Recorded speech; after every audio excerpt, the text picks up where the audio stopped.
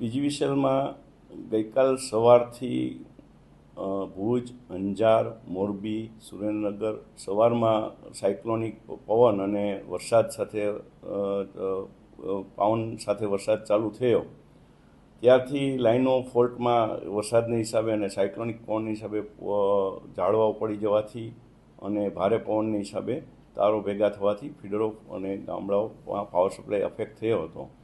અને ત્યાર પછી બપોર પછી રાજકોટ સિટી, રાજકોટ જિલ્લામાં અમરેલી, ભાવનગર, બોટાદ ત્યાં પણ આ જ પ્રમાણે ભારે પવન અને વરસાદથી અમારી લાઈનો અને પાવર સપ્લાયને નુકસાન થયું હતું.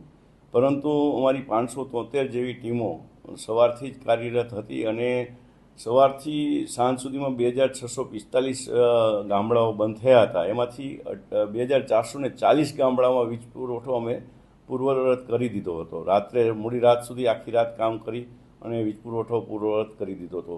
હાલમાં પણ અત્યારે પણ સવારથી, કારણ કે રાત્રે થાંભલાનું રિસ્ટોરેશન કરવું શક્ય હોય એટલે સવારથી જ્યાં જ્યાં થાંભલાઓ પડી ગયેલા છે અને એની હિસાબે ગામડાઓ હજી પણ બંધ છે એ અમે બપોરના 12 સુધીમાં વીજ પુરવઠો તમામ ગામડામાં શક્યતા પૂર્વવત કરી દે એવા અમારા પ્રયત્નો છે. આશરે 800ની આસપાસ વીજ પોલો પડી ગયેલા છે અને 28 જેવા ટ્રાન્સફોર્મર સેન્ટર પડી ગયેલ છે અને 101 લાખ રૂપિયા જેવું 101.86 લાખ જેવું નુકસાન થયેલું છે.